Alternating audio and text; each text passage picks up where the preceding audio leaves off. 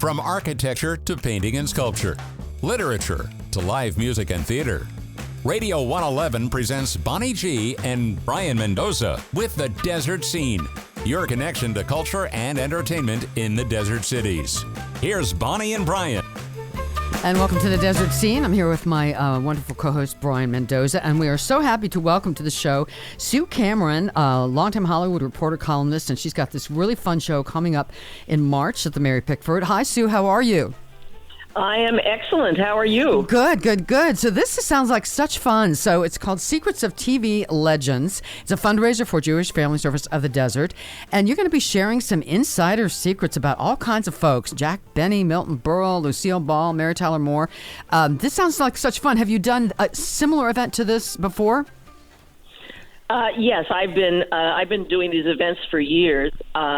I go on cruise ships and give all of these lectures. One summer, I went on 7 cruises. Wow! So it's fantastic. It's all based on all the people that I have known and worked with through the years. It's an interesting thing. I was so young when I became a columnist at the Hollywood Reporter, and my job was to interview celebrities. So they were already famous, so they were all older than I was. Yeah. And I became close to all of these legends. It was just startling. I mean, if you take Jack Benny, for instance, I was very, very close with Debbie Reynolds, and she said, no one's going with me to the Tonight Show. Why don't you come with me? And I went, sure. And so we were standing at her dressing room, and they called her to the stage to do a rehearsal, and Jack Benny happened to come out of his dressing room, and Debbie said, "Oh, Jack, could you entertain Sue while I'm rehearsing?" Oh my goodness! Wow! And he said, "Oh yeah, sure. Come on into the dressing room." And he goes, "Would you like me to play the violin for you?" I went, "Well, of course." Wow! And I sat there, and he played this whole violin thing for me. I mean, these moments are just astounding, where I have experienced myself. Yes. Wow. Now I'm assuming, and I don't see this. I'm guessing you've already written a book or two about this. If not, you definitely should. All these stories. Absolutely.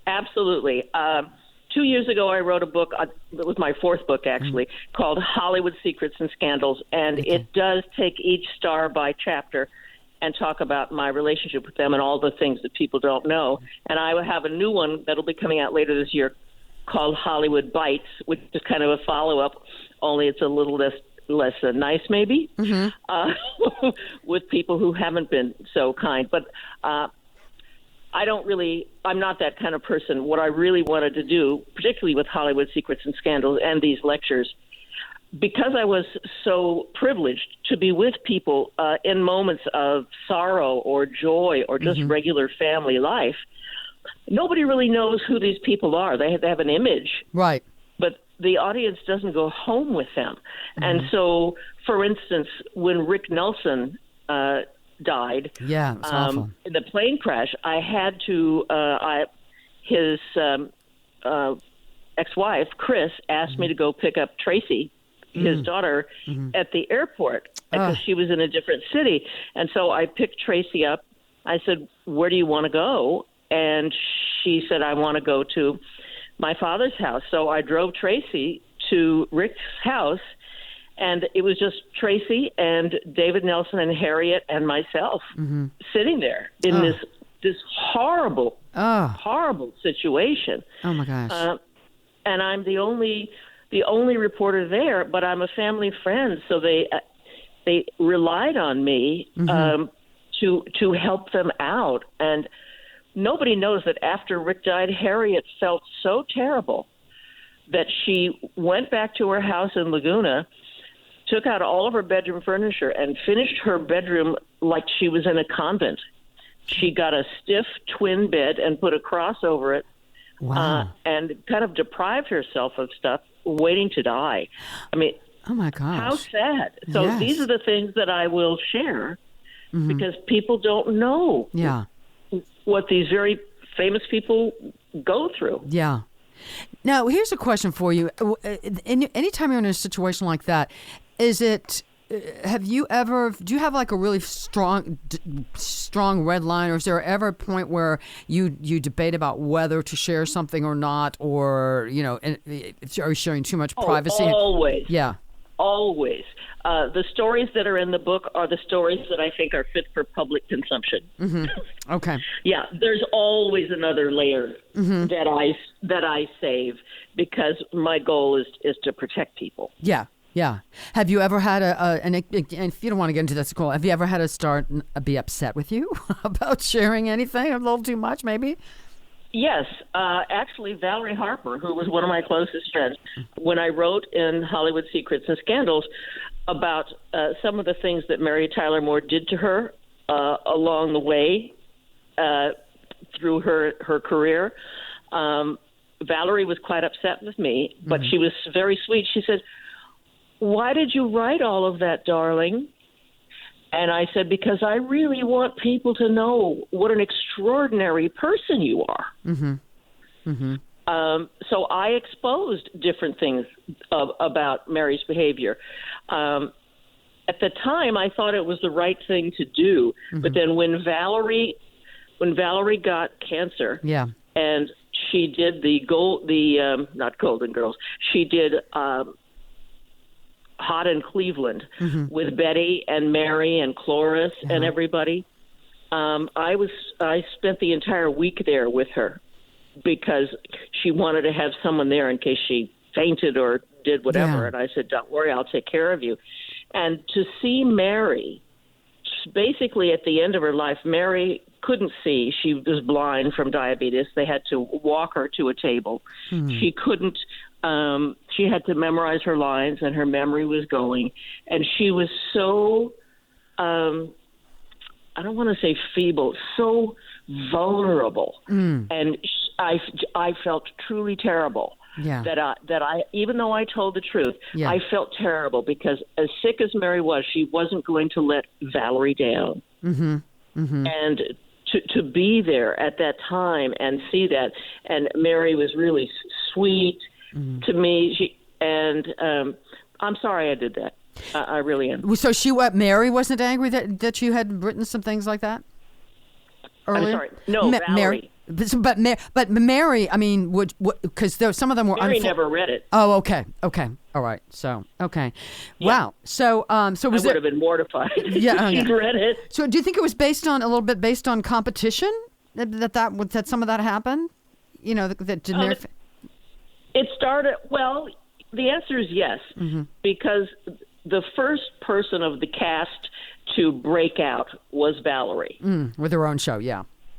And yes, there was a little competition there, and Mary wanted to be the queen. I don't blame her. Yeah, it's the Mary Tyler Moore show, right? And she and her husband own it. Mm-hmm. But yes, there were some problems with which I will talk about on March 9th that it made me sad, and I really wanted people to see. Yeah. How strong Valerie, what a good sport she was. Yeah. In things that were done. Yeah. So I know unfortunately, a lot of these folks that we've talked about and you're picturing have passed on. Who are you still? That's still with us? Are you still really close with big stars? Nicole Kidman. Oh, okay. I love her, and the SAG Awards are coming up and the Oscars, and I'm praying so much. I want her to win so badly because I know how hard she worked on that role. Oh yes, no, there are. I don't write about those people because they're alive. Yeah. No, I do write about some people who are alive, but it's handier if they're dead. But I do write about the ones who are alive, but I'm not going to write about Nicole because it's not right. Yeah. So let's talk about the event. So Lucy Arnaz is going to do the special introduction for you. Patrick Evans of KESQ is hosting. Oh, she's lovely. Yeah. And so this is going to be a Wednesday, March 9th at 1:30 p.m., VIP show at 5 p.m. with a post-event reception at the Mary Pickford Theater. And again, it's a fundraiser for the Jewish Family Service of the Desert. And they're the humanitarian award this year goes to Phyllis Eisenberg. And Yes. so there's 3 ways you can enjoy the show, which I find this really interesting. So the Wednesday matinee, March 9th, 1:30 p.m., popcorn, soda, candy, of course, an Eisenberg mini hot dog. That cost us $65. Or you can do the Wednesday VIP evening, March 9th, 5 p.m. Popcorn, soda, candy, VIP mix and mingle with yourself and Phyllis, casual dinner, etc. That costs us $225. Or if you cannot attend either live event, you can be provided a Zoom link to see the show Monday, March 14th, noon and 5 p.m. A ticket is $65. So that's great that they have options. That's fabulous. I think that's really smart of them. Good planning. Yeah. And so how long does this event usually run? I mean, imagine sometimes you might have longer stories than others. Is there a set parameter that you plan on speaking? I will speak for about an hour and 15 minutes. I'll save the last 15 minutes for questions. I always get really fascinating questions. Mm-hmm. And so I'll be doing those 2 shows and lying down and addressing him in between asking for water. So when is this new... Yeah, go ahead. When is the new book going to come out? Do you have a date for that new book, Hollywood Bites?